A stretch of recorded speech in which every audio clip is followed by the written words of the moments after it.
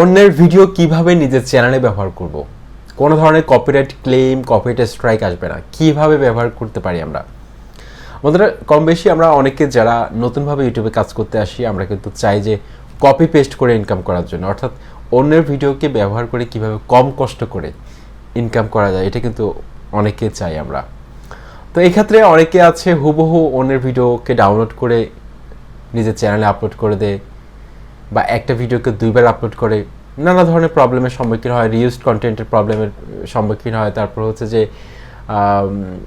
Metadata জনিত প্রবলেমের সম্মুখীন হয়, রিপিটিটিয়াস কন্টেন্ট জনিত প্রবলেমের সম্মুখীন হয়, তারপর কপিরাইট স্ট্রাইক চলে আসে, কপিরাইট ক্লেম চলে আসে।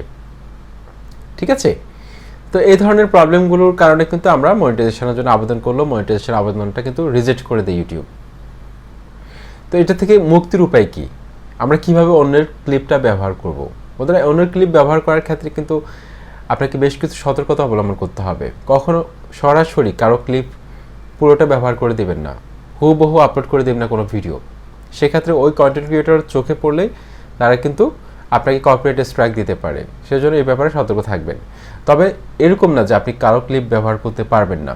যেমন আপনি কোনো একটা রিয়েকশন ভিডিও তৈরি করতেছেন টিকটক ভিডিও দিয়ে, আপনি একটু কথা বলতেছেন, তারপর 5 সেকেন্ড বা 10 সেকেন্ড আপনি টিকটক ভিডিওর কোনো একটা ক্লিপ দেখালেন।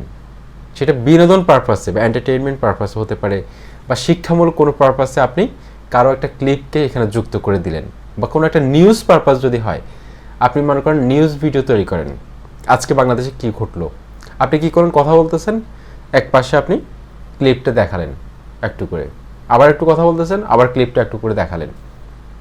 নিউজ চ্যানেলগুলো আপনারা দেখলে বুঝতে পারবেন তারা কীভাবে কাজ করে, তারা কীভাবে ইনকাম করছে।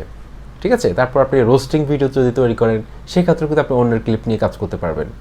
আপনি যদি ডকুমেন্টারি নিয়ে কাজ করেন, সেক্ষেত্রেও কিন্তু আপনি অন্যের ক্লিপ নিয়ে কাজ করতে পারবেন।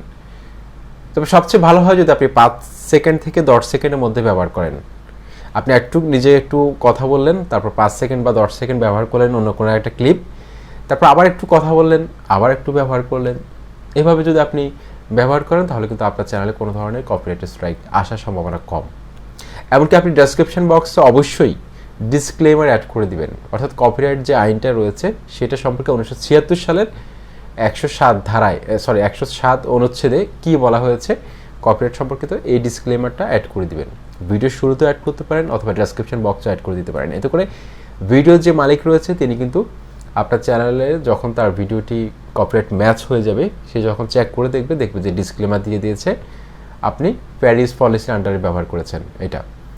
তো ওই ইউটিউবার যদি আপনাকে স্ট্রাইক দেও, আপনার কিন্তু অ্যাপিল করার সুযোগ রয়েছে। আপনি কিন্তু ইউটিউবের কাছে অ্যাপিল করতে পারেন যে এটা প্যারিস পলিসির আন্ডারে আপনি ব্যবহার করেছেন, আপনি তার ক্লিপটি সরাসরি ব্যবহার করেন। সেক্ষেত্রে ইউটিউব টিম আপনার ভিডিওটি যাচাই করে দেখবে, যাচাই করে দেখে যদি দেখা যায় তারা পর্যাপ্ত ভ্যালু অ্যাড করেছেন, আপনি এটা কোনো একটা পারপাসে আপনি ক্লিপটা ব্যবহার করেছেন, সেক্ষেত্রে কিন্তু তারা কিন্তু স্ট্রাইকটা তুলে নেবে ইউটিউব টিম।